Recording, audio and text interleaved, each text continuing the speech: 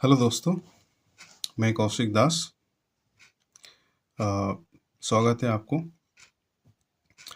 जैसा मैं बोला था कि मैं जब भी मुझे मौका मिलेगा और समय मिलेगा, मैं एक छोटे छोटे टॉपिक पर डिस्कशन करता रहूँगा।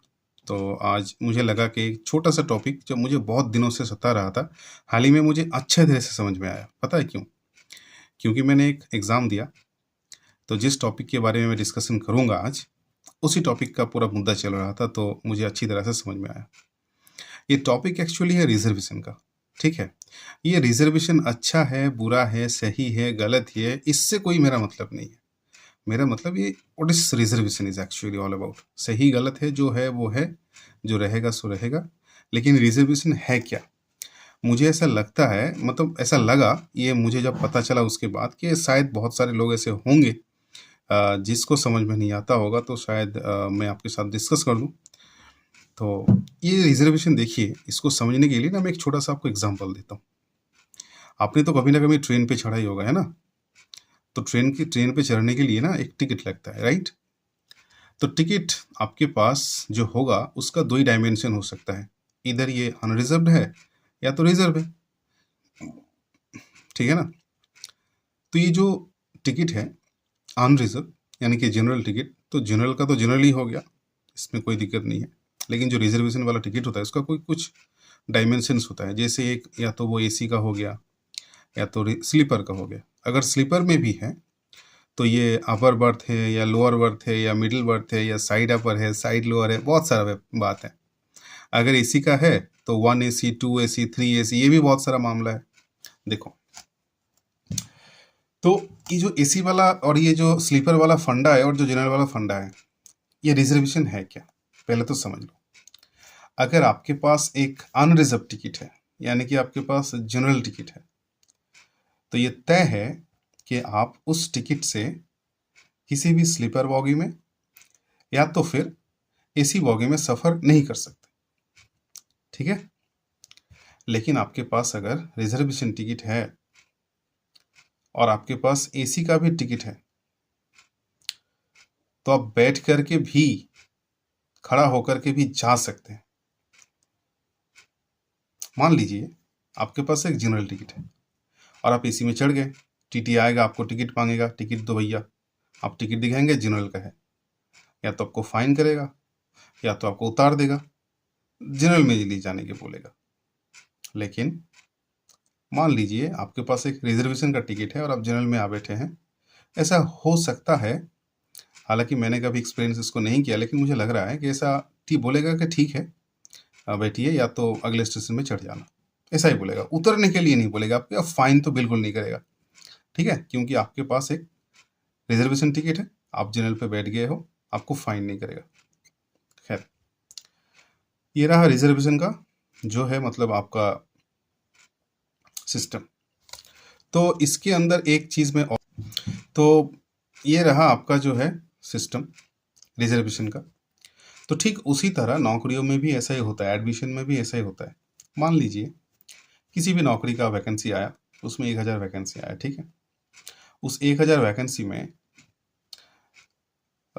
SC, ST, OBC, EWS, PH, ex serviceman, experienced, जो भी है, मान लीजिए 600 वैकेंसी चला गया, 400 रहा। ठीक है? तो ये जो 600 है, ये 600 में से SC, ST, OBC, EWS, बाकी सारे जो कैटेगरी उसके लिए रिजर्व है।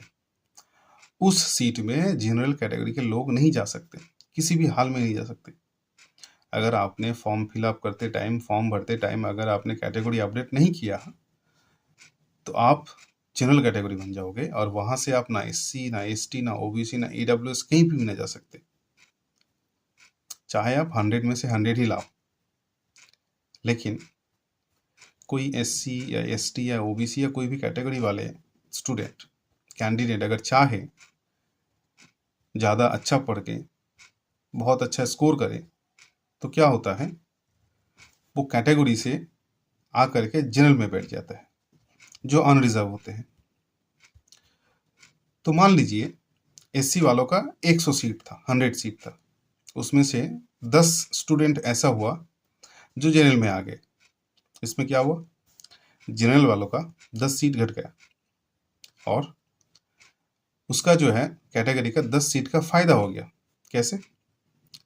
ये जो हमारे लिए जनरल के लिए जो था तो वो आ गए, अब नीचे वाला जो था उसको नहीं मिलेगा, और वहां से जो आगे खाली हो गया तो वहां से और 10 लोगों को चांस मिल गया उस जगह पे घुसने का। ठीक जैसे उस जगह पे घुसने का। अब जनरल में आ गए, अगर इसको जनरल से नौकरी नहीं मिला या भी जनरल से एडमिशन नहीं मिला तो ये क्या करेगा? ये वापस जाएगा अपने कोटा पे, वहां से इसको तय है मिलेगा ही मिलेगा, क्योंकि ये जनरल पे अपना सीट सिक्योर किया था। लेकिन अगर आप जनरल में है और आपको जनरल से सीट नहीं मिला है, नौकरी नहीं मिला है, एडमिशन नहीं मिला है, तो किसी भी हाल में आप कोटा में जाकर के या रिजर्व कैटेगरी में जाकर के नौकरी नहीं ले सकते। ठीक उसी तरह जैसे आप ट्रेन में अनरिजर्व्ड टिकट करा करके आप रिजर्वेशन बॉगी पे या तो एसी पे ट्रैवल नहीं कर सकते, लेकिन एसी वाले या स्लीपर वाले अनरिजर्व बॉगी पे ट्रैवल कर सकते हैं। हालांकि वो नहीं आते, क्योंकि जहां वो रहते हैं एसी पे या तो स्लीपर पे, वहां आराम थोड़ा सा, सुविधा थोड़ा सा ज़्यादा मिलता है रात को सोने के लिए, और भी कुछ भीड़ भाड़ कम होती है। तो ऐसा हाल है, ये सब होता है। तो ये था दोस्तों एक्चुअल रिजर्वेशन का टॉपिक। ठीक है, तो मैं एक बार से रिपीट कर देता हूँ उसको। जैसे आप जनरल का टिकट करा करके रिजर्वेशन में यानी कि स्लीपर और एसी में ट्रैवल नहीं कर सकते, लेकिन रिजर्वेशन वाले जनरल में आके बैठ सकता है, ट्रैवल कर सकता है। ठीक उसी तरह ये जो रिजर्वेशन सिस्टम है, एससी एसटी ओबीसी या कोई भी कैटेगरी वाले जनरल से भी नौकरी पा सकते, उसको मिल सकता है, लेकिन जनरल वाले को किसी भी हालत में, किसी भी सूरत में कैटेगरी से नौकरी या फिर एडमिशन नहीं मिलेगा। ठीक है, तो आई होप आपको समझ में आया होगा। अगर अच्छा लगा है तो लाइक कीजिएगा, शेयर कीजिएगा, सब्सक्राइब कीजिएगा, और मेरे नाम पे जो भी है मिस्टर कौशिक दास, उस आईडी को फॉलो कीजिएगा। फेसबुक पेज भी है, फॉलो कीजिएगा। धन्यवाद। Thank you very much.